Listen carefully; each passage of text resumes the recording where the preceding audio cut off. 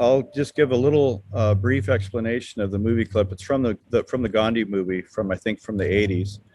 And it's on that incredible scene where at the end of the movie and also towards the end of Gandhi's life, there was obviously a lot of progress rather, that had been achieved in terms of the independence of India, but there were still some riots that were happening.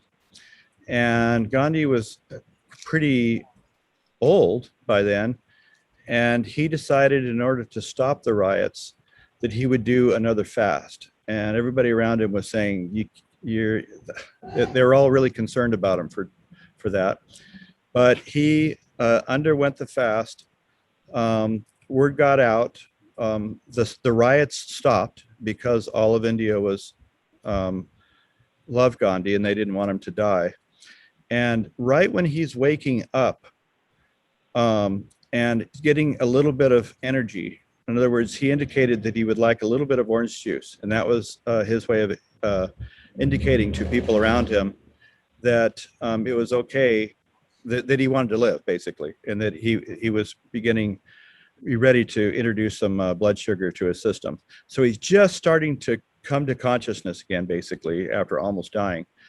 And in the movie, a very distraught man is somehow able to make it into the inner circle there and get and talk and implore upon Gandhi that he had just done something so awful that he was absolutely sure he was going to go to hell. And go ahead and show the clip, please. It's all promise. We stop.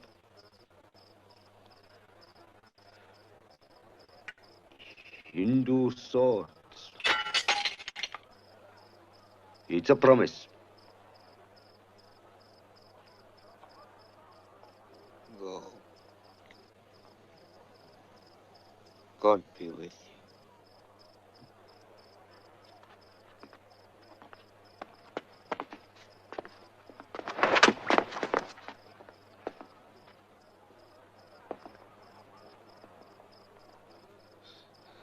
Here, eat. Eat. I'm going to hell, but not with your death on my soul. Only God decides who goes to hell.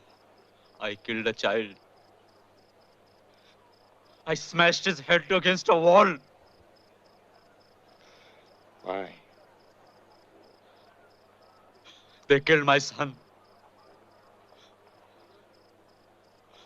My boy. The Muslims killed my son.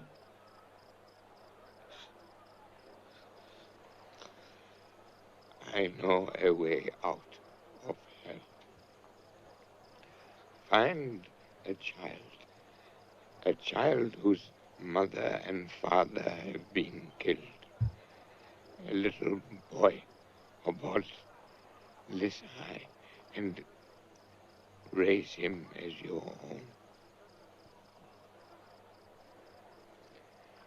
Only be sure that he is a Muslim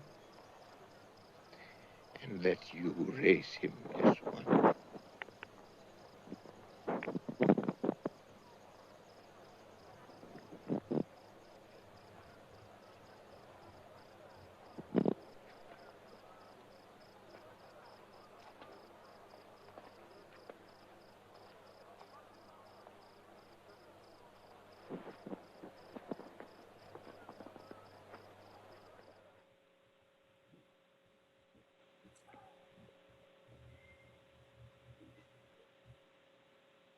So, Truth, can you guys hear me?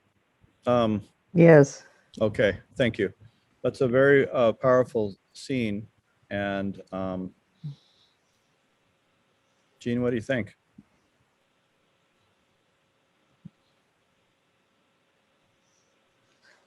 I can't hear Gene. Unmute, Gene.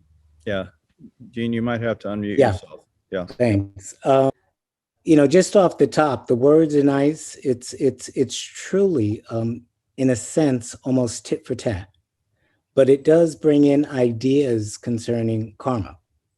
It brings in the idea, for instance, that, well, if you kill someone, perhaps in another race, in a young body, that's going to be the body that you're going to be in, maybe not the next life, but in a life, subject to the same thing. And so, in a sense, to short circuit part of that process, if you're looking at some of the dynamics in terms of the way karma may work, setting up the opposing lines of force to find a child, to raise a child as a Muslim, which is the object that you hated, which you now have to learn to love fully in order to have that karma work to reverse itself, is what, in a sense, Gandhi is asking him to do. And that is one of the stages, perhaps, of repentance. I mean, first, in terms of reversing karma, or at least setting the forces up in line that would mitigate aspects of that karma, as George uses the term, or oppose and equalize those forces. You've got to acknowledge what you've done. You got to really, really feel bad about what you've done without dwelling on it as a guilty conscience. You've got to admit what you've done, which is what he did. He confessed. And then you've got to look at what you can do, not so much to get rid of the karma, i.e., I'm going to burn in hell necessarily, but how is karma going to work that out? And so when you're looking at what is the right thing to do, it is putting that child in the place of the one that you've destroyed, learning the culture of what it is to be a Muslim. So you're taking on the identity of a Muslim if you're raising him as a Muslim. And then you're loving him as a son, a true son. So all of the elements that have to do with the very forces that caused him to kill have to be reversed. And so karmically, that is the process. And then once he's raising him as that Muslim, loving him as that Muslim, now he continues to have the need to support him and take care of him for the rest of his life, because all of us know we never get rid of children, no matter how old they grow, they're always our children. And so he is now stuck not only with the memory of what he's done for the rest of his life, but also he can work for the rest of his life in terms of offsetting that negativity. And so for him, perhaps it's an unconscious process.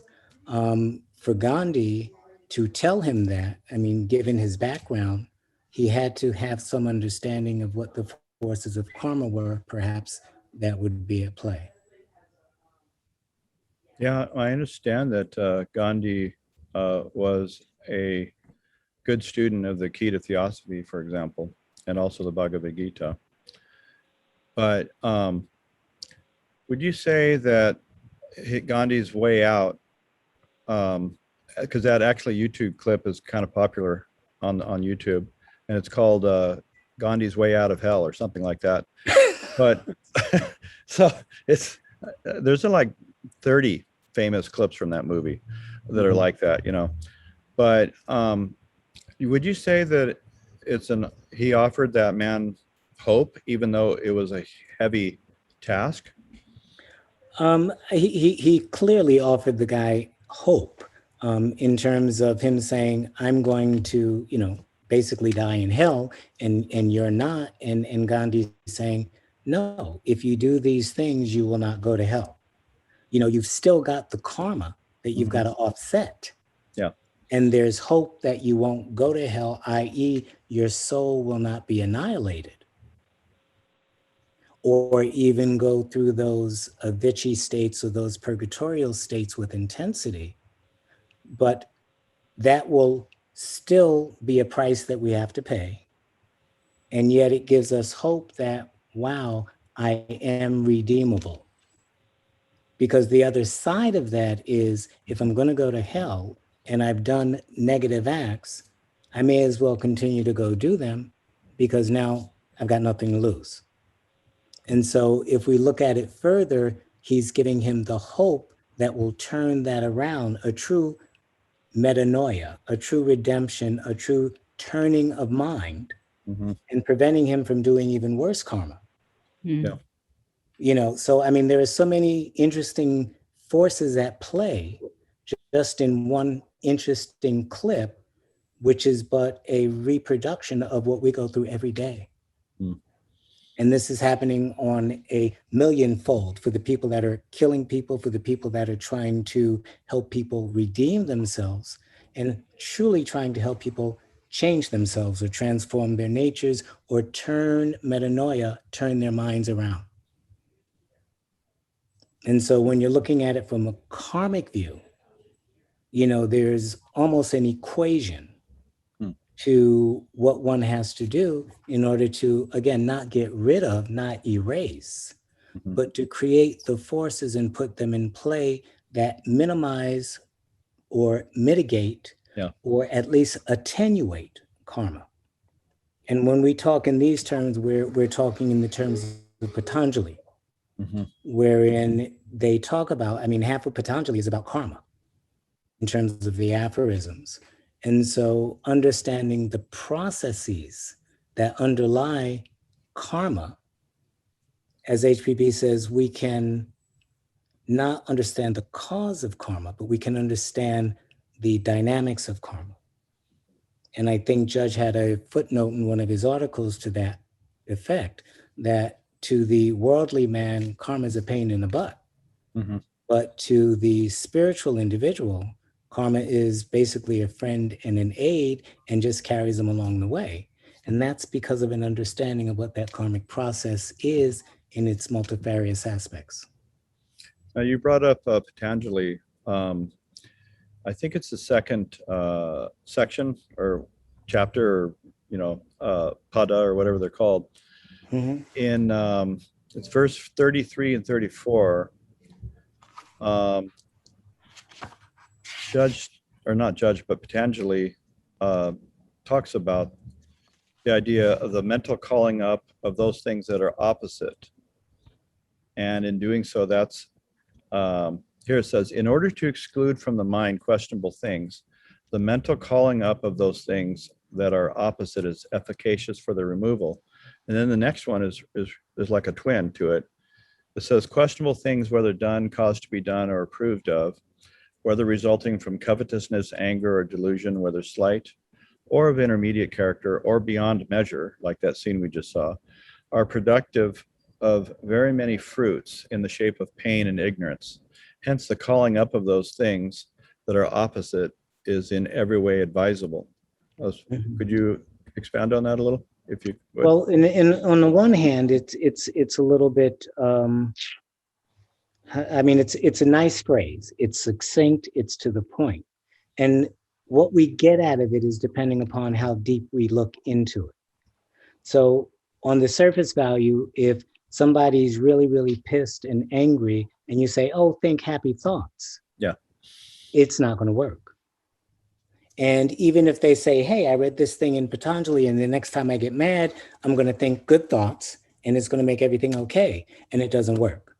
I mean, those individuals that have been in some degree of therapy or have been working with people in therapy, you know, every day they will come and tell you it doesn't work. Now, the question is, why doesn't it work?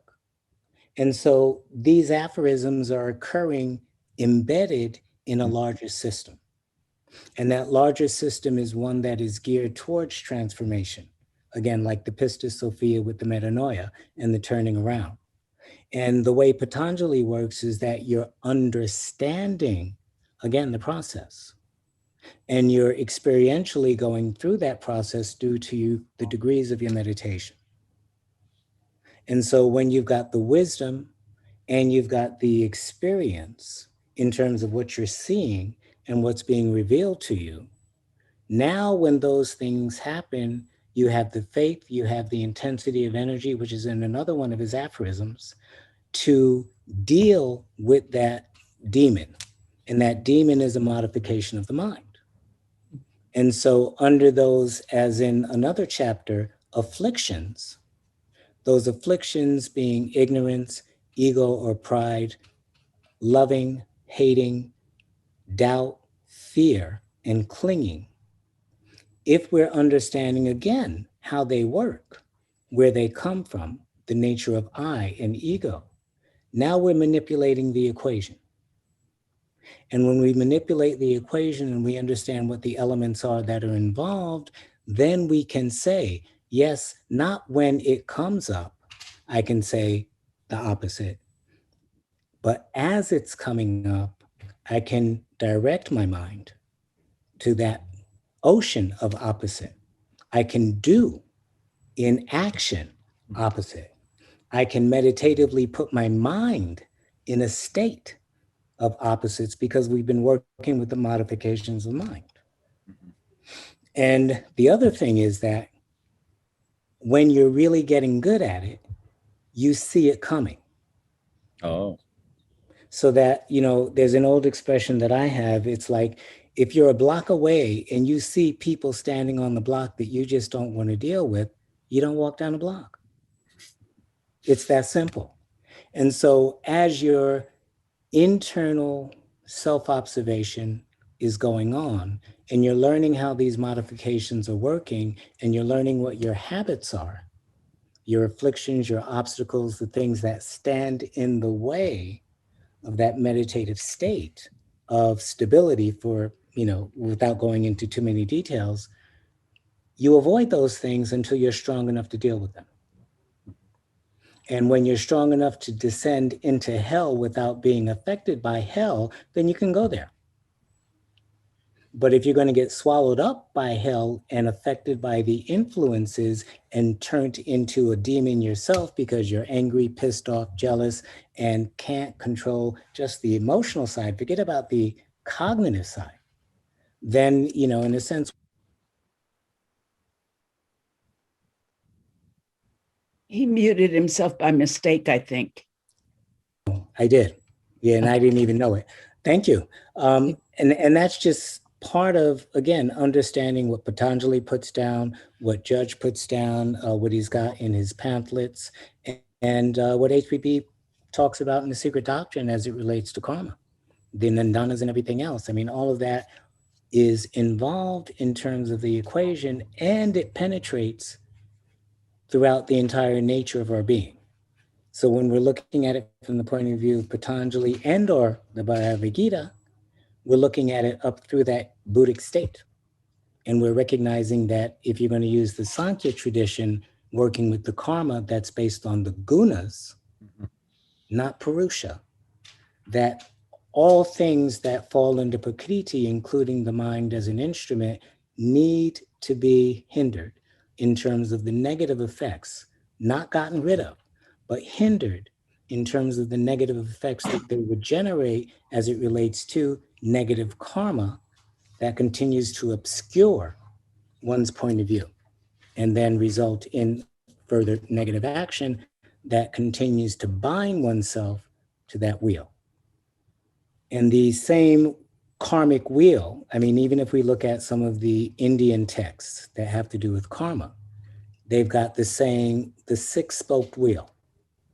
And those six spokes are vice and the vice and the virtue, both positive and negative, the ego and ignorance, and attachment and hatred or avoidance.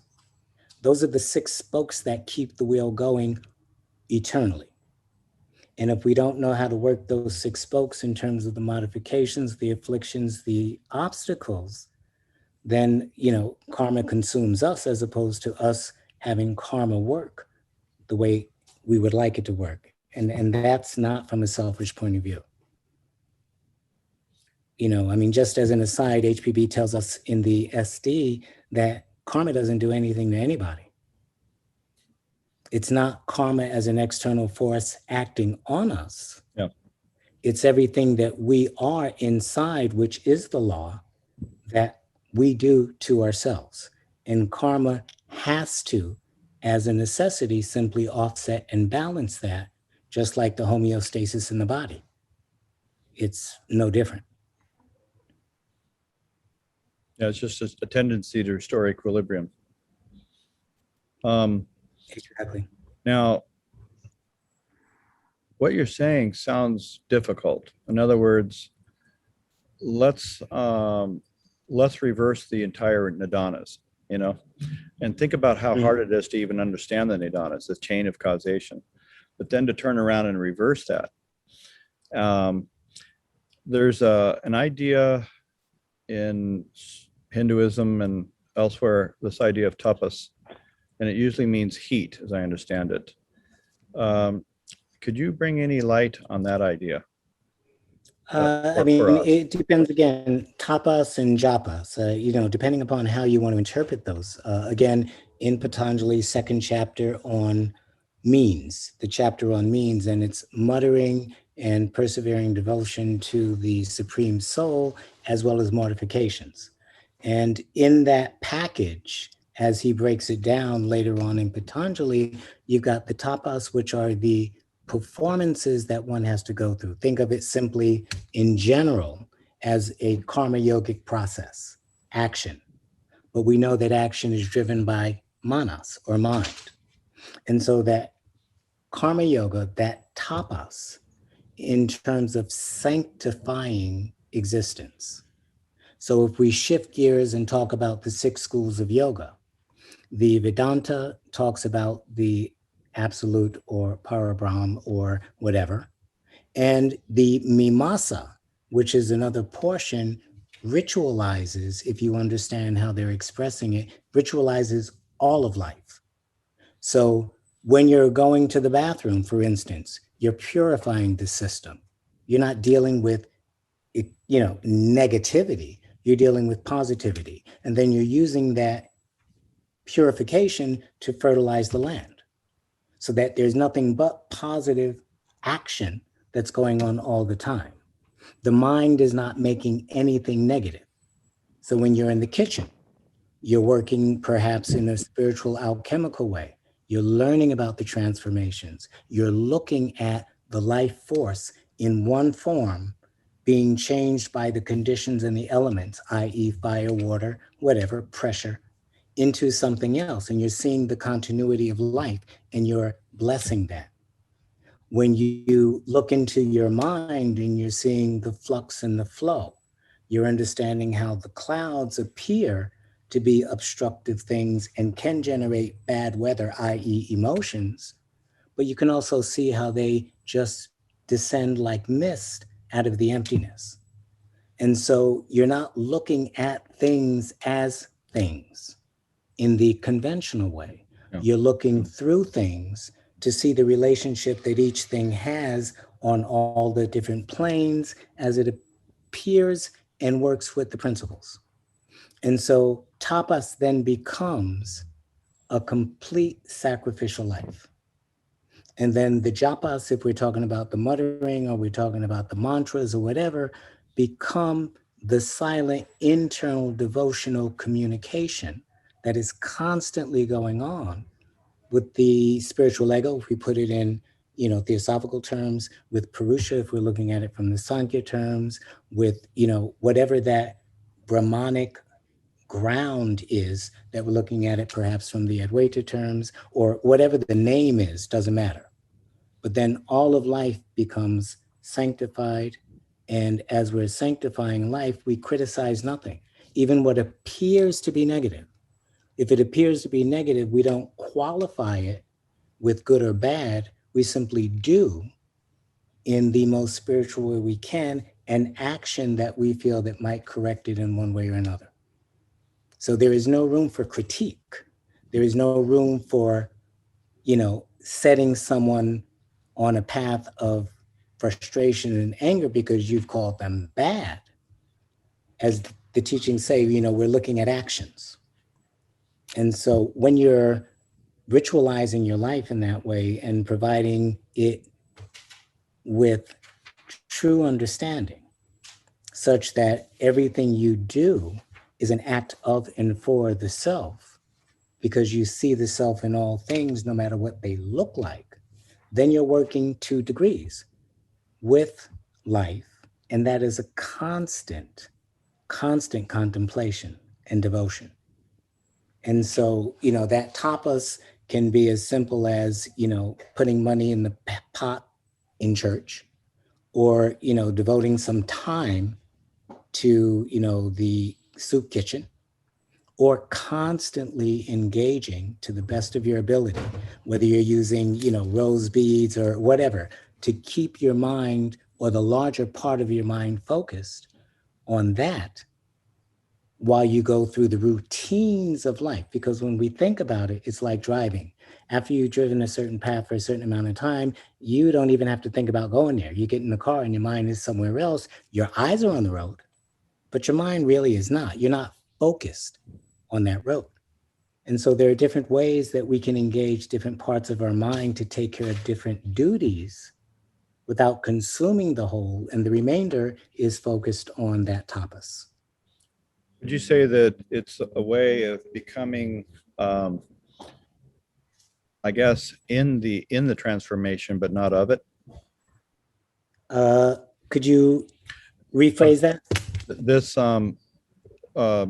tapas or consecration or whatever is going on, ritualizing, as you said, but somehow systematizing, is possibly a way to be engaged in the transformation, and it's oneself that's going through the transformation, but they're not of it, that they still have a sense of perspective.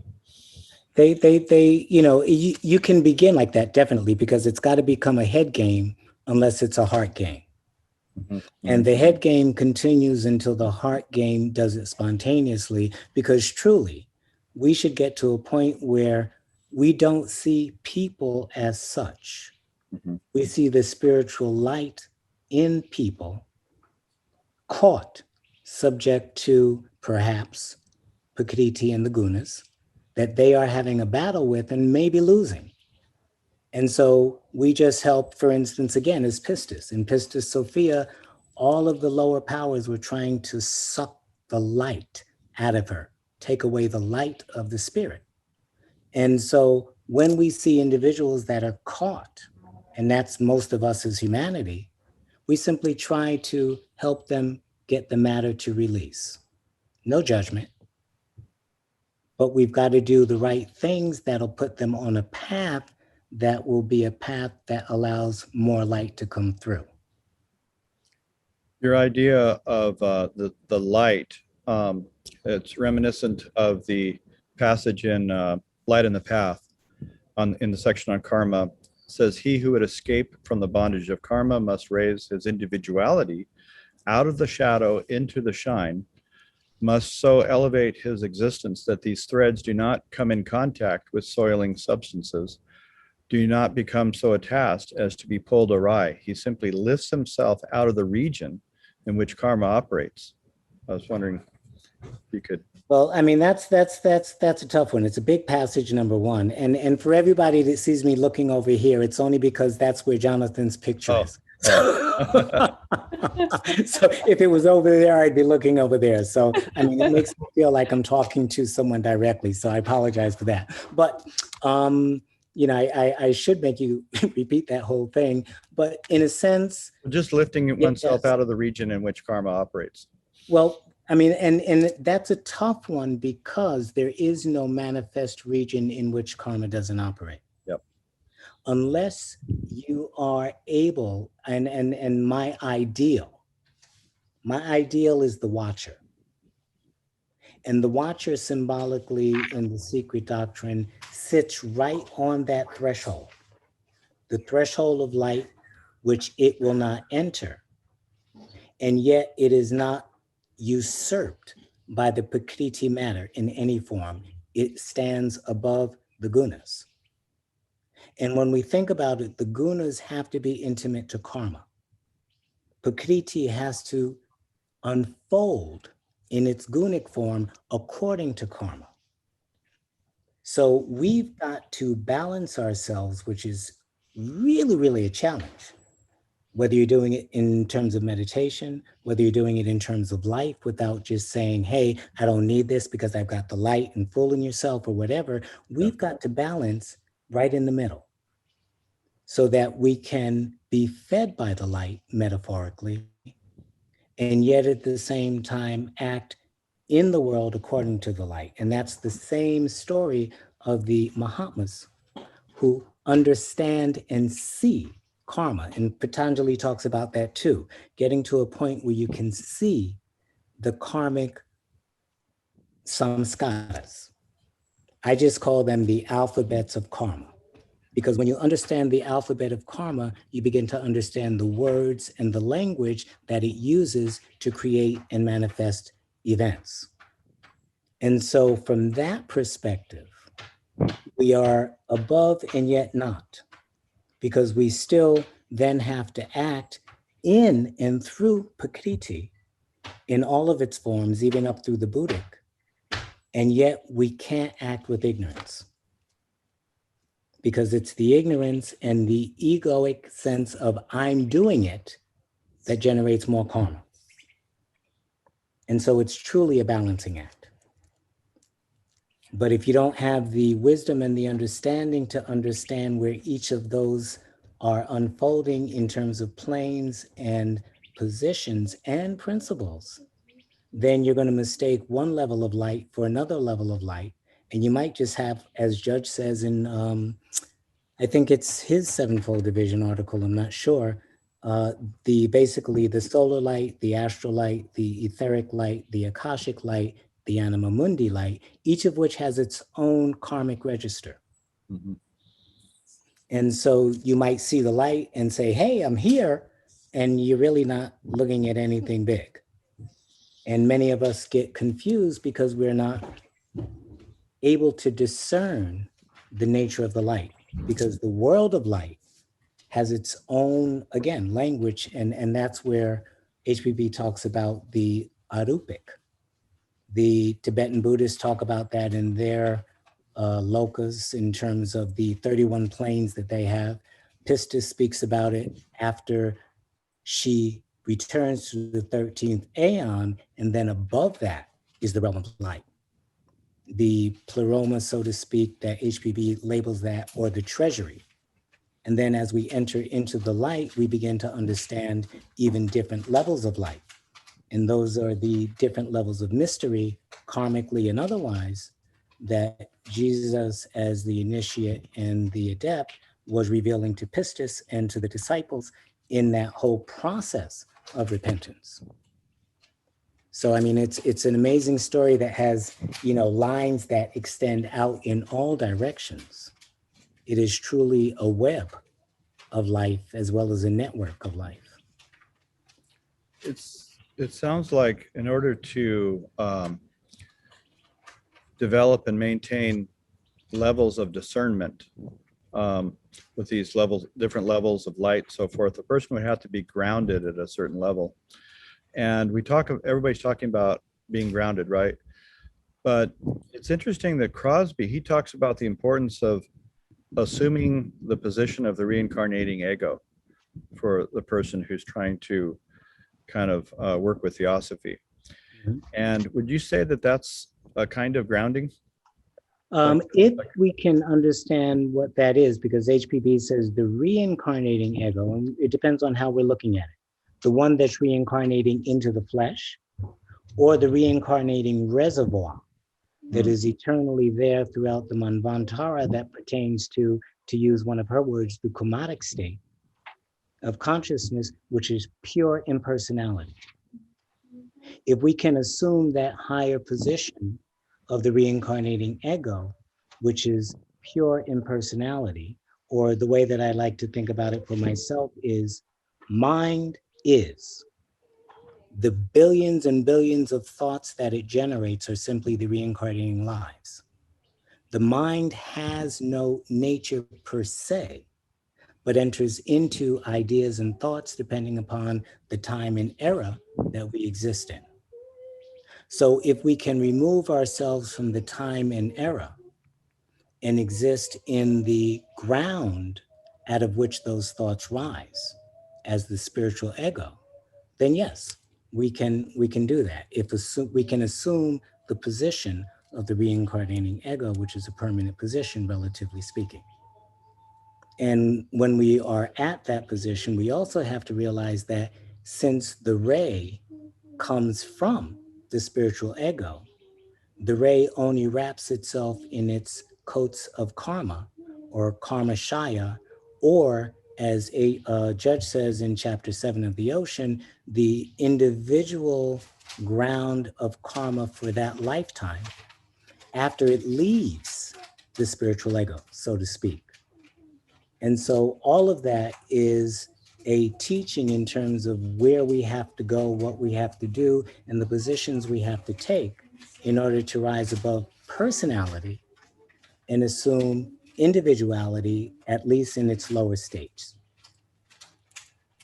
It sounds like that you indicated earlier that archetype of the watcher, even though it's not the same thing, is helpful in this. It's definitely, well, it's been helpful for me because the watcher as defined, whoops, are you there, Jonathan? Yeah, I'm here now. Sorry, something happened. I don't know okay. what, but disincarnation for a moment. You're back. It's helpful for me because the watcher is in a position where, as in Patanjali, and Judge tells us in chapter 4, once we reject the state of Dharma Mega, which is the state of absolute wisdom and absolute virtue, then we are willing and able to take that next step. And that next step opens us up into a different universe, so to speak. And so when we sit on the threshold of that Dharma-magic knowledge or wisdom, with all of the virtue that's required in order to attain that state, and we don't cling to that as our own knowledge, and we stay right there and do not absorb ourselves in that, for lack of a better word, Purushic state of aloneness in nirvana, and we have to put that word in quotes too, because there are different kinds, then yes, it becomes very, very useful because we then have acquired the knowledge and wisdom in degrees that we need to assist humanity on that path without getting caught up in any of the goods and the bads and the likes and the dislikes and the, rewards. And we are able to just deal with the events without becoming consumed. Yeah, I want to ask one more question and then open it up for the audience.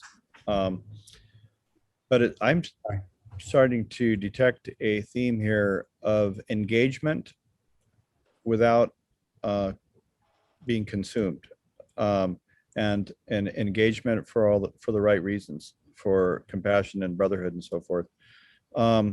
Now, once this position is assumed, this kind of higher ground, I think it circles back around to something you already brought up, that quote from the very last sentence, I believe it is, in Judge's Karma article, where he does say, and you recited it just now pretty closely, but I'll read it here. To the worldly man, karma is a stern nemesis. And to the spiritual man, karma unfolds itself in harmony with his highest aspirations. He will look with tranquility alike on past and future, neither dwelling with remorse on past sin, nor living in expectation of reward for present action. I was just wondering if you could comment a little further on that, perhaps, before we open it up to the general audience for questions.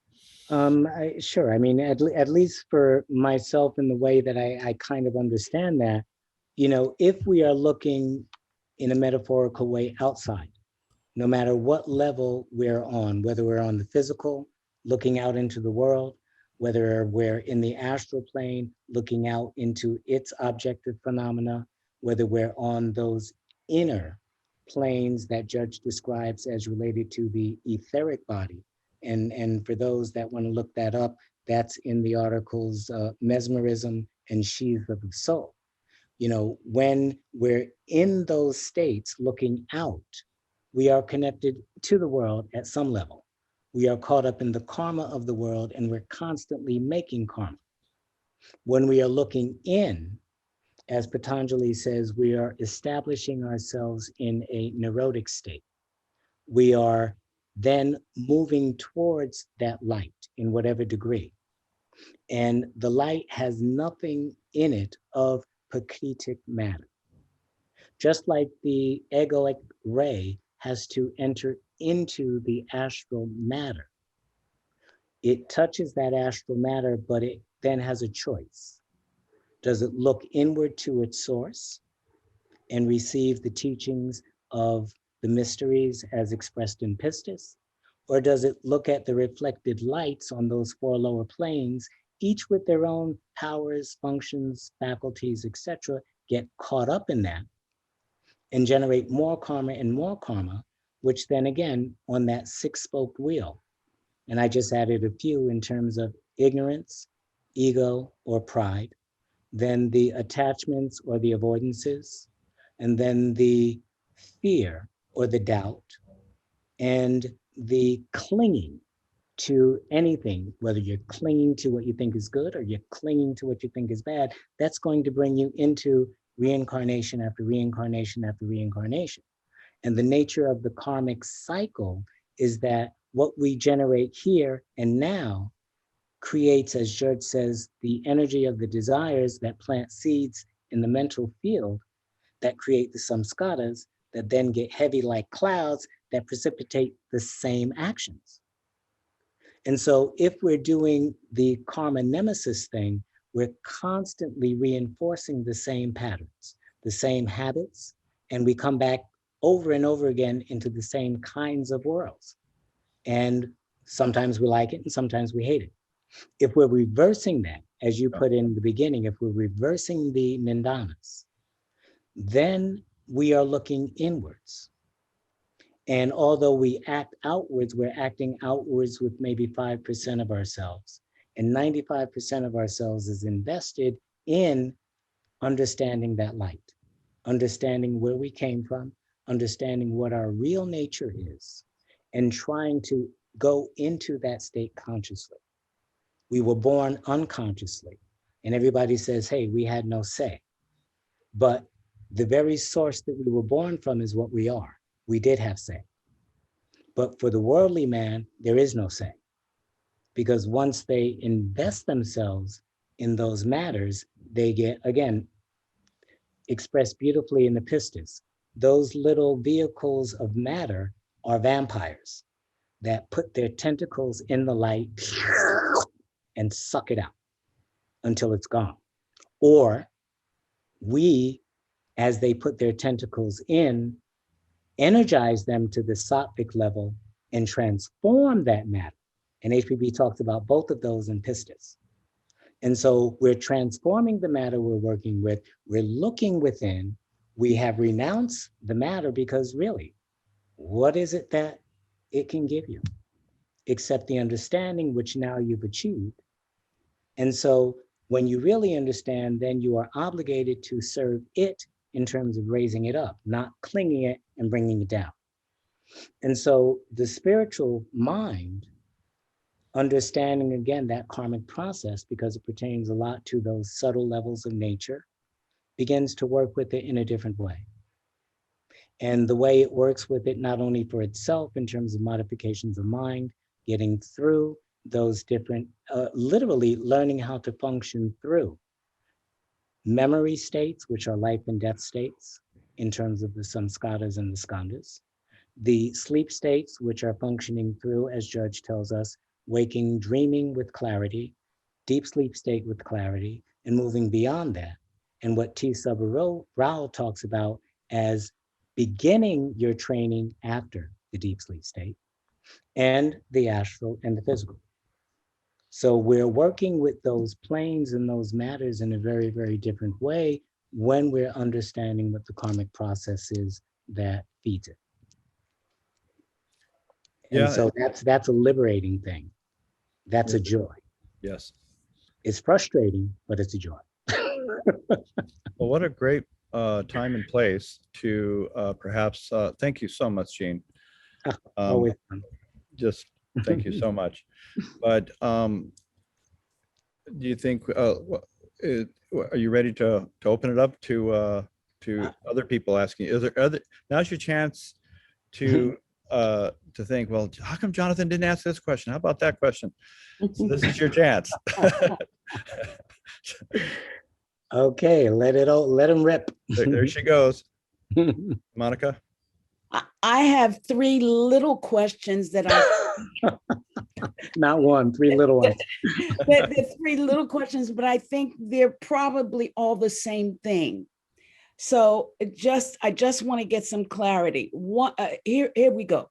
Jonathan spoke of lifting out of the arena or the realm, I think maybe the word that you used, of a karma. And so I wanted to know, are we speaking in terms of doing this in consciousness only, or literally making a choice to remove ourselves from an environment where a karmic action takes place? But wait, before you answer that, the other well, can I answer that? Because I may forget it. Okay. Okay, so short version. Number one, we have to be careful when we answer that, because the karma of the universe, if we haven't achieved that state of consciousness, we can't say that we've outgrown. Okay, so there's karma that pertains to the universe. There's karma, and if we use the terms now in science, that pertains to the multiverse as a greater organism of bodies and matter within which we function in terms of awakening consciousness. Then there's the karma that's affiliated with the cluster of galaxies, because those are entities in and of themselves. Then down to the galaxy form, then down to the solar system. And HPB talks about this in SD in terms of the stanzas. And then when we've made our way down to the globe and we're talking about the individual, now we realize that we cannot be karma free in totality, but we can free ourselves from the circle of karmic activity that the majority of people may be functioning in. And the example of that would be, you have, well, let's take my granddaughter. She's 8 years old. Her world is this big, even though we have good discussions. And so what bothers her as problems and what may be overwhelming to her, I'm saying to myself, not a problem. So that would not affect me, and yet it truly affects her. So I am outside of that circle of karma. Similarly, as we go through the developmental stages of human beings, there will be different karmas for different developmental stages. So if you use that analogy, there will be different karmic levels for the globe and the humanities. And so we can, depending on who we are and what we're doing, outgrow levels of karma and yet still be subject to greater karma, which the majority of people have no knowledge of. And HPB explains that in a different way, I think around page 47 to 53 in the footnote, I'm sorry, near the footnotes, when she speaks about the concept of holons. She didn't use that word, but holons is basically a whole life inside a larger whole life. The whole life has its own consciousness functionality like a cell, complete in and of itself, but it exists within a larger body, an organ. And that organ exists within a larger body, our body. Each of those have karmas unique to their circles of activity, functionality, and consciousness. And yet we integrate all of that. And so she tells us that there are systems subject to laws that are subject to greater laws. And so the circle of karma we have to be very mindful of, and we can't speak of just outgrowing karma, but we have to understand what karma we're outgrowing and what karma we're entering into in terms of responsibility, because the next circle of development may be the circle of humanity as opposed to individuality or family or nation or continent or, globe. So little question 2, there is no little question. What was the second one? Oh, that's it? No. The second one is, aren't attachment and avoidance the same thing? It depends on how you look at it, because you can be attached to avoidance and you can avoid the attachments. Or in other words, if I am not liking pain and I try to avoid it, I can end up avoiding the pain, but clinging to the avoidance in my mind. And so it doesn't matter whether we're trying to avoid something or attract ourselves to something, i.e., I want to be spiritual. None of that is liberating. All of that is binding. So again, when you look at the wheel, I'm sorry? Attachment, it Yes. seems. So when you're looking at that wheel, ignorance is driving the belief in an I, which then makes those determinations that I like, I am, I'm not, you are, I hate, I love, which then creates the karmic, which then modifies the mental, which then impacts the behavior.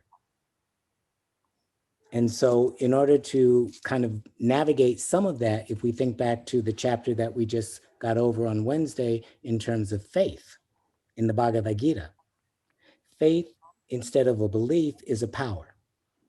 And that power can drive us to walk a neutral path in which, as the Gita always says, it's neither good nor bad.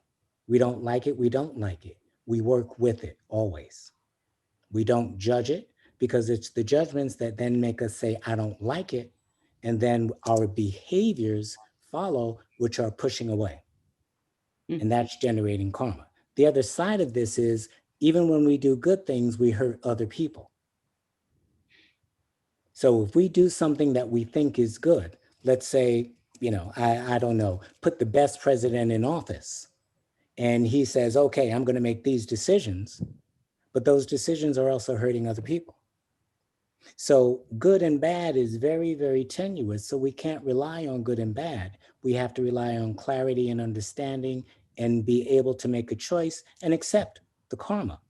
But if we're doing it with higher motives, with greater understanding, and if we dare to look at the global picture, then there is no like or dislike. There is only service. Okay, last one. Yes. You said, I believe you referred to Sabarao.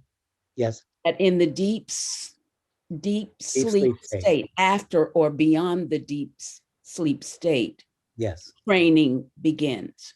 Yes. You mean training on the inner planes or training on this plane? Is there any difference? Kinda. Well, I mean, it depends. I mean, again, so much depends on how we think about things that orient us to actions based on our faith and understanding. And the one thing about theosophy is a total enzyme remake. Yep. And when you embrace theosophy fully without contaminating it with other systems first, what it does is it reorients your entire inner being and mindset such that you think 7 ways, 7 times, always. And so there is no one thing, even when people are asking one thing. And you're seeing things from so many different points of view. Yeah. And so when Subaru talks about the waking state, the sleeping state, and the deep sleep state, and then he makes the connection that the sleeping state ties one into clairvoyance, that's partially true. But if you're awake and you've mastered those states, in other words, the yogic states, which is one of the masteries of the modifications of mind, because sleep is a state of the physical body and partially of the astral, but not of the ego. Life and death are states of the physical, the astral, the volitional, etheric, and the lower spiritual, but not of the ego. And so when we recognize that the ego as that light has its own integral existence, and with the proper training and development can turn the TV stations to different channels, all of those channels exist simultaneously. And that's what the teachers say, coadunition.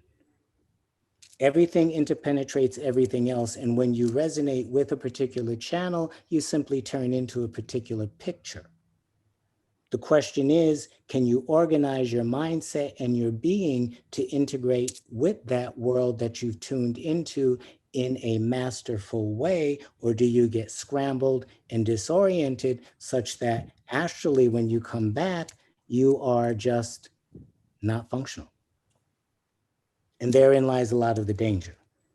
And so Judge talks about in those articles that were mentioned, the specific training that needs to go through, that needs to be adhered to in order to get rid of delusion, in order to get rid of ignorance, in order to get rid of the misidentification of things such that we are not affected by them as we turn channels. So it's almost as though you're watching a very boring TV show, maybe like Judy.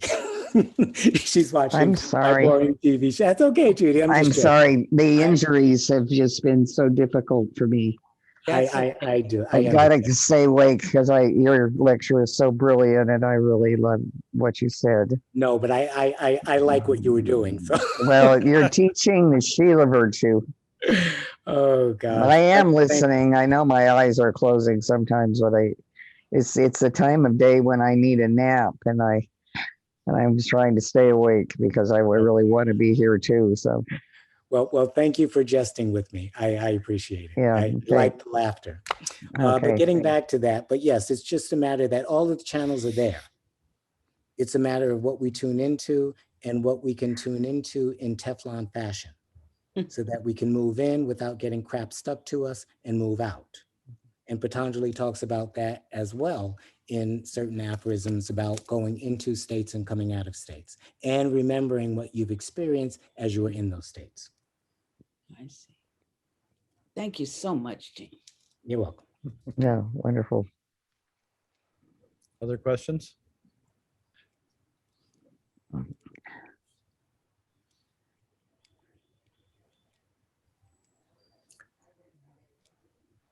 That's great. Oh, you referred to. I'm sorry.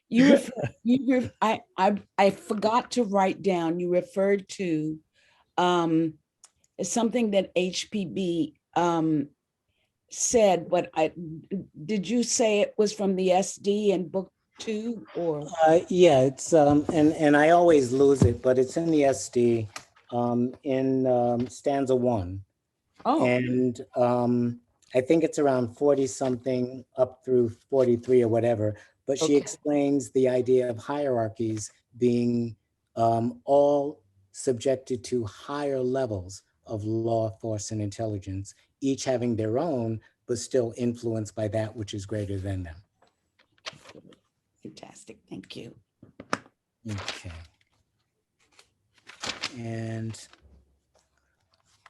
any other questions? Farrell, are you about to ask? Oh, yeah. Maybe. Yeah, Farrell? Yeah. What place is there for those of us who do not have the memory that you have, that you can quote chapter and verse, or think of things when you need them, so to speak? It just it just seems to me so beyond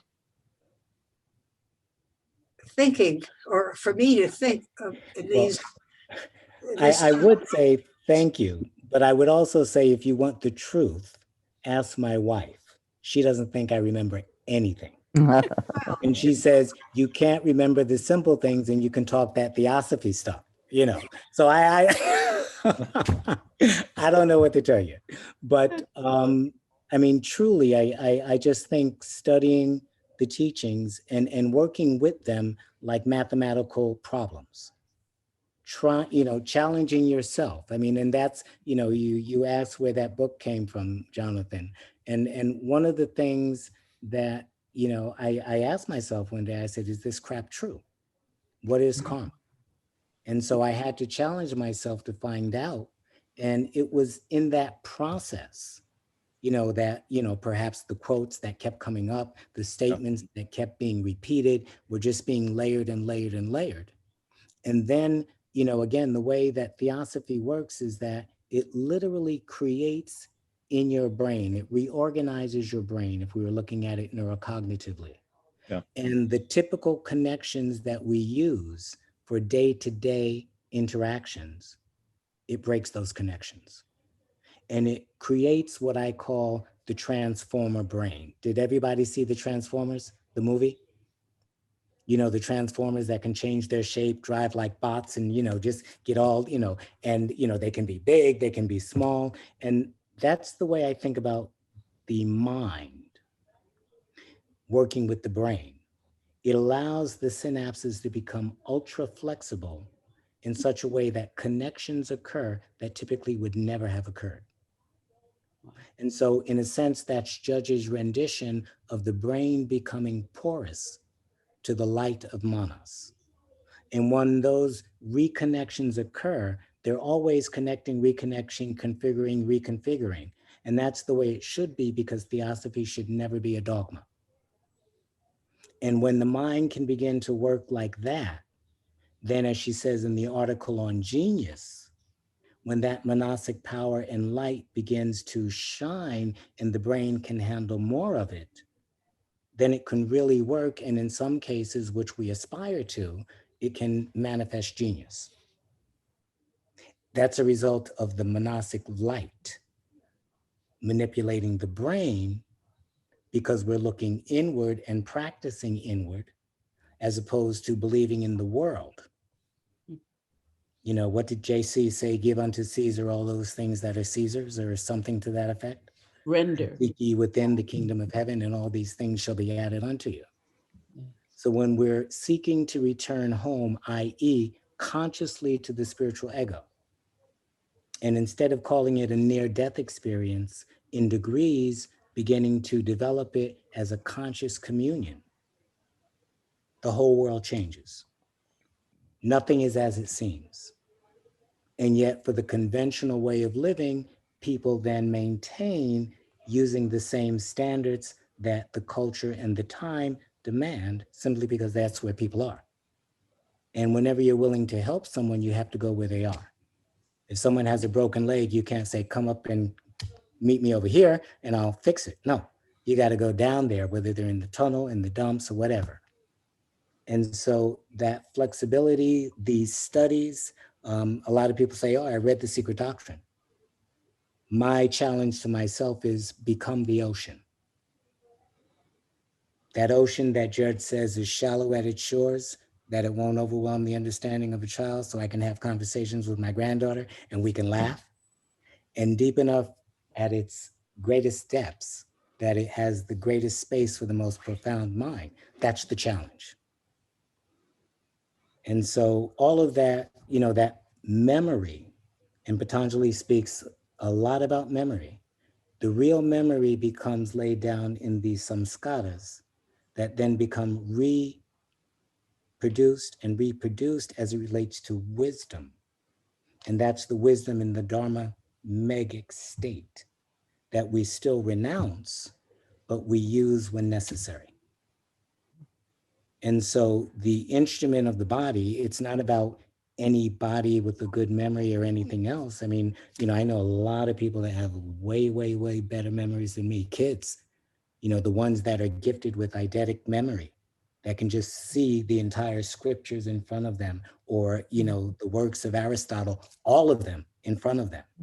And yet they may not have the understanding. And so theosophy gives us the key to open up the understanding. And then, like Krishna says, we have to move beyond the Vedas. And so that's all. It's a karmic process. It's a constant process. It's a properly meditative process, and it's a life process. And that's Judge's lifetime's meditation. Here's a question or comment from Paul. He says, question, isn't there a perspective that theosophy does not need to be complicated, that a person who wants to know theosophy can focus simply on the Gita and use the Gita as their core focus? Likewise, the voice of the silence, or the main ideas expressed in the key to theosophy. Short answer, any path that an individual feels comfortable in using is the karmic path for them. There are all kinds of yogas, the jnana, the devotional, the action, etc. You know, if you like the Gita, you know, that's fine. If the voice of the silence, the light of the path, they will get you there. And Subarao again says, they don't like to deal with occultism because it's the fast track. His preference is for everyone to just do the normal track. And yet the normal track, if you're doing it correctly, will still open you up to those influences and those inspirations. That fire that truly transforms and creates the turning about or the metanoia. And so, yes, you can do that. Each one has a different journey. Yeah. As the Mahatmas said in the Mahakohan's letter, or the translation of that, yeah, there's one goal and many means. And yet I personally was struck years ago by the fact that the teachings mentioned that one teacher can be the teacher of many individuals in many different traditions, because there's one truth. And so my path may be different, but again, the heroes in my life, you know, the watchers, the Mahatmas, are those that I value, at least in terms of ideal. And, you know, the devotional books, I love them, but I don't think they reflect in the words the reality. So, you know, my particular path has just been to, you know, chew all of that up in one way, shape, or form, in terms of trying to understand. But I think, Anthony, if we have time. Yes, thanks so much. A great presentation. You know, when you referenced theosophy, you know, I was just reading it, and I always thought about that first sentence, and the theosophy's shallow shores that would not overwhelm the understanding of a child. Well, the way I see it, that child needn't be a child in chronological age. It could be a person well into adulthood that's just delving into this. That was my understanding of that. True. I mean, and that can be the case, but you know, when we look deeper, it's really the souls that we're looking at, not the bodies. You know, so when I listen to, for instance, my granddaughter telling me things, you know, I just sit there and I say, you know, thank you for reminding me. You know, so they could be in little tiny bodies, and in actuality, we are watching before our very eyes these souls that are coming in are very old souls, because they've got a job to do with the world that, you know, we have not been able to do yet. And when you look at how they're coming in, the quirky powers that we have, the degree that they have, the degrees of synesthesia, the quickness with which they understand things and all of that, you see right before your eyes the change. And it's an amazing change. I don't know if these are real hands up, Jonathan, a palm up for Helena and Susan. Yeah, why don't we do Susan? I had a first. question. Oh, okay. Go ahead, Judy. Okay. Oh, sorry. Yeah, go ahead, Susan.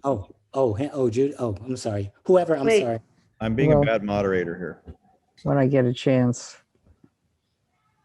Susan? Yeah. Okay. I was thinking about, if you look at the voice, it says compassion is the law of laws.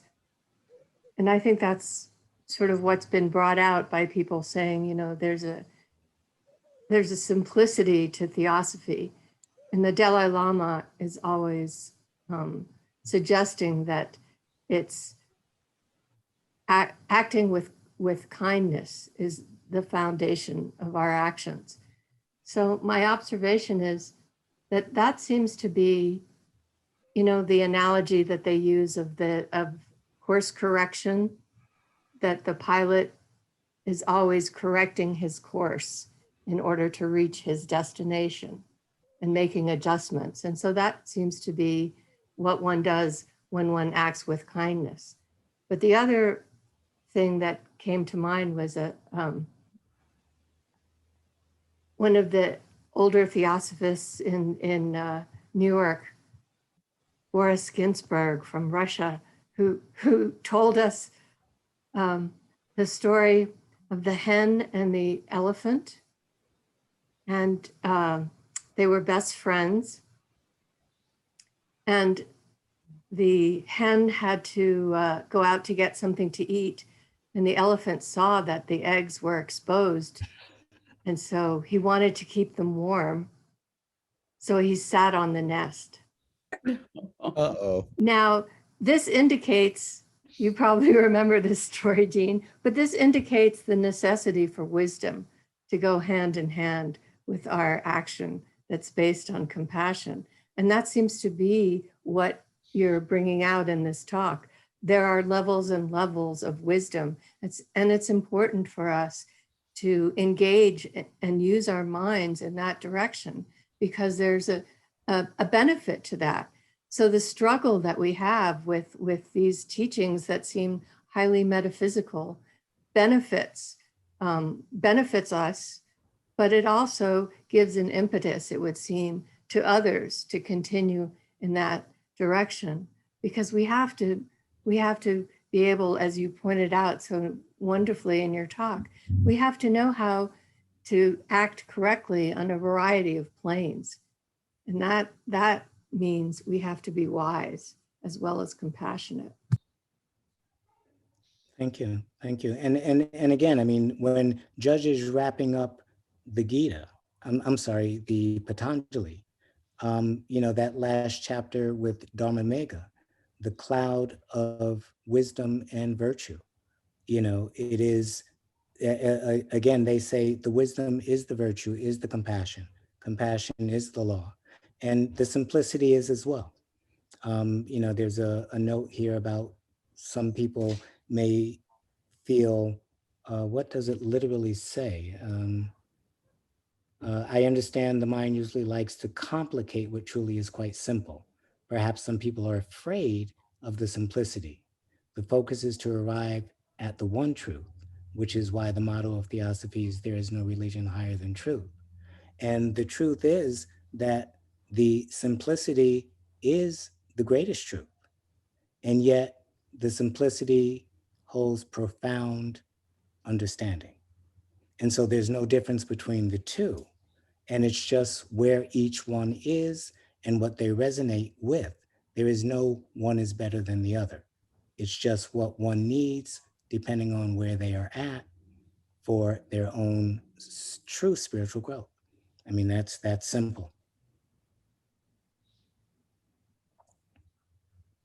Jean, it seems to be in general what you're saying and what the magnificent clip from Gandhi's movie is saying is that karma is not determinism, which is, I think, the greatest fallacy that I had to deal with as a teacher, that people think that, well, once the karma has been put into action, that there's no way out, like this poor man who thinks he's going to hell because he's killed a Muslim boy. But Gandhi says there is a way out.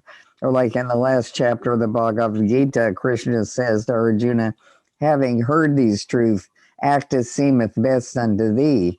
In other words, I am not going to force you into some kind of action. You are the actor. You made the mess. You can clean it up.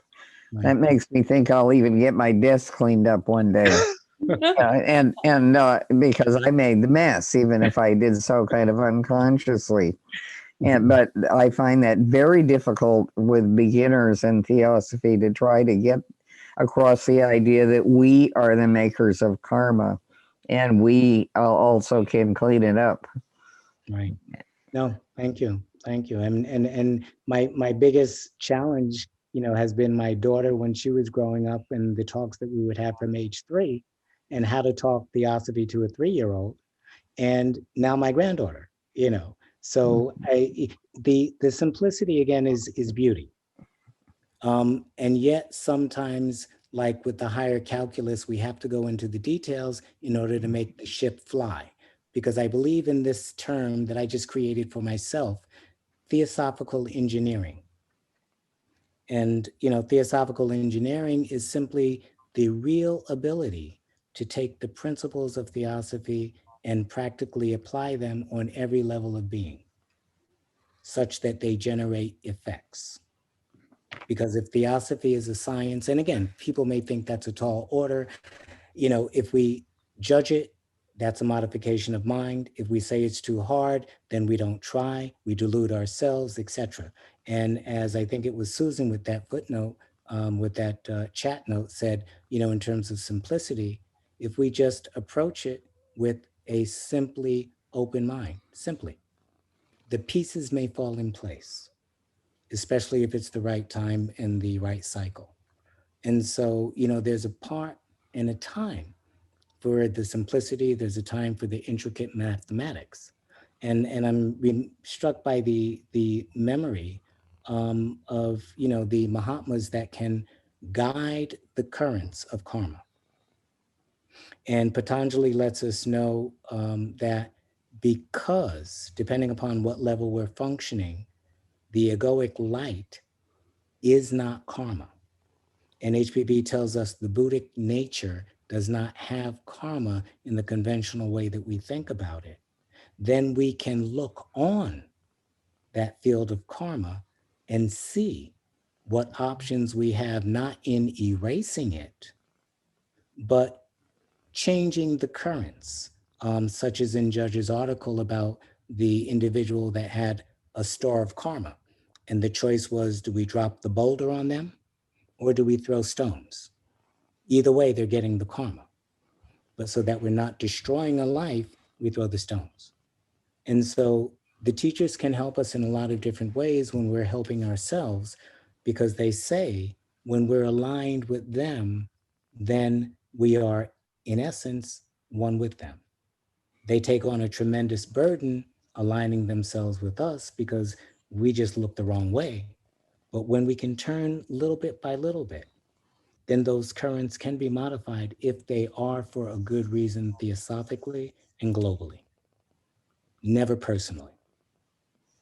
They're not our babysitters. Are you sure?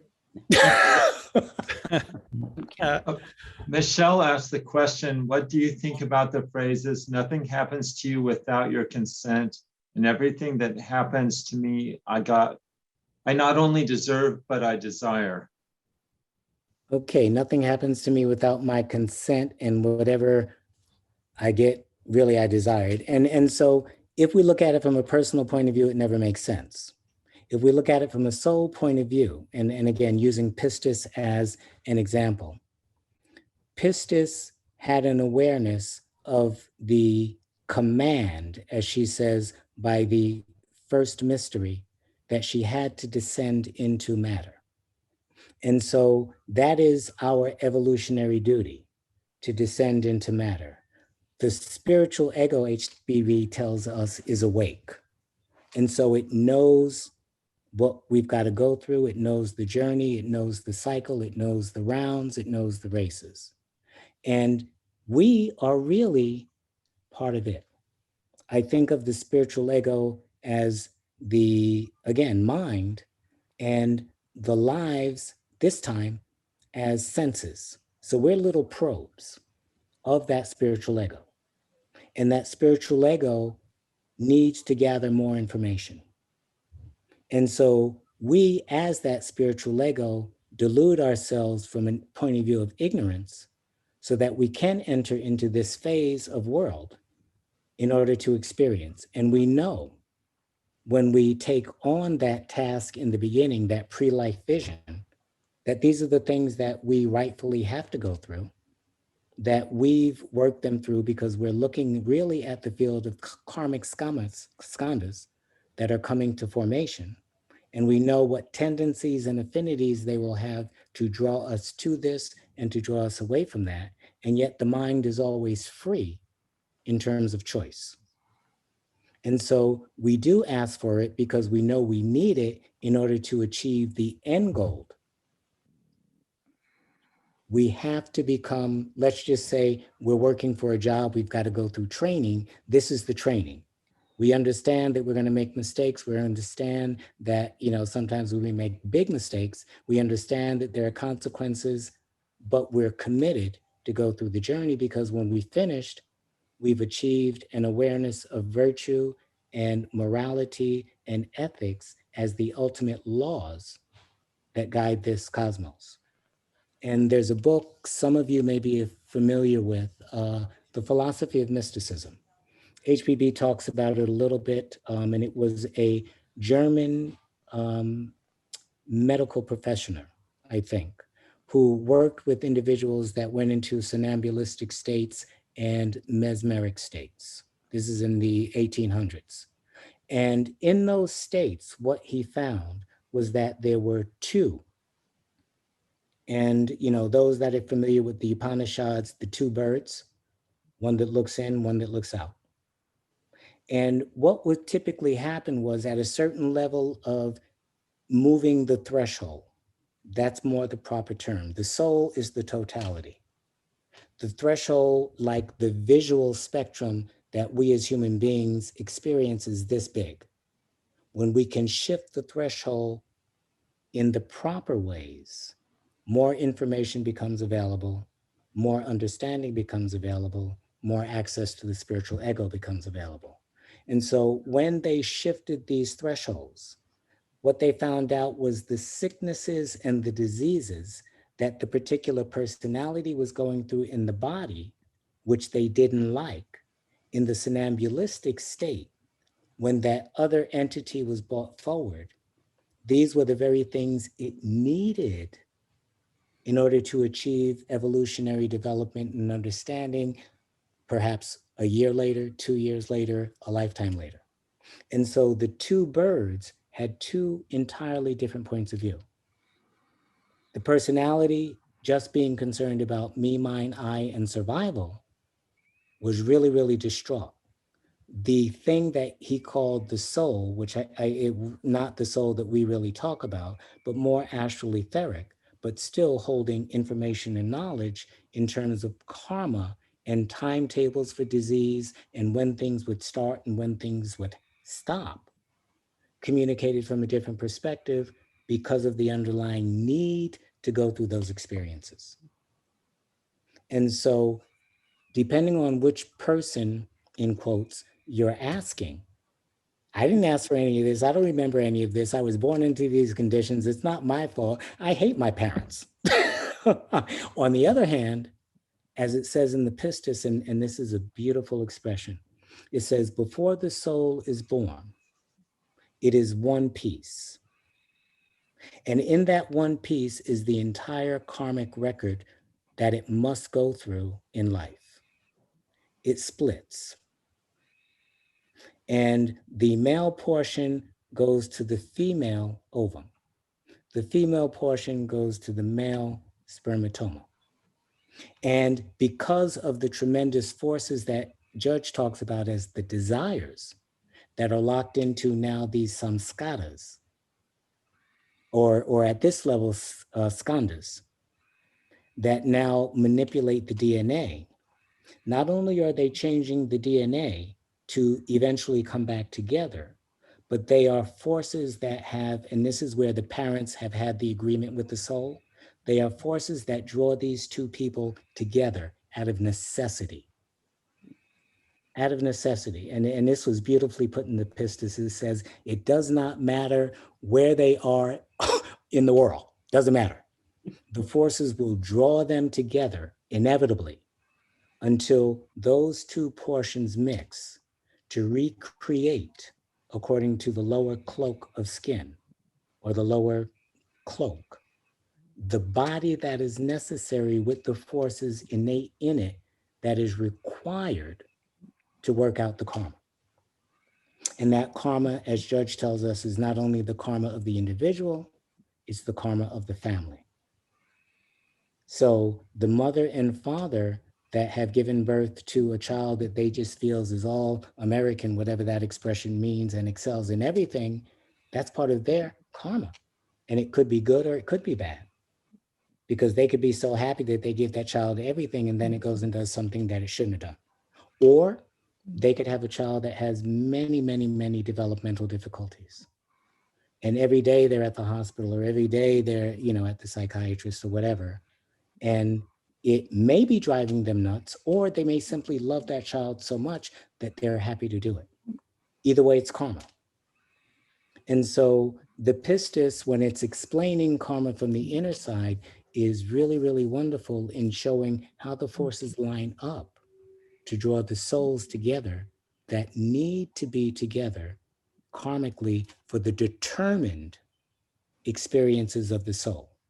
And I think Susan mentioned this a couple of weeks or so ago when we were talking about karma. That word that she used was prarabdha. And it's the karma that determines the species, the sex, the lifespan, the life experiences. And it's not from a deterministic point of view, but if we had to explain it in a different way, it would be from a statistically probable point of view, because we can shift those currents depending upon our attitudes and investment. But either way, it's a system that goes underground that is constantly functioning. And we think everything is happening for no good reason at all. And as Judge says, the magnetic cords that connect us in this world are drawn together purposefully, not by accident. So in one sense, we think we're individuals. In another sense, we are cells taking a position in a greater global body for a greater global cause.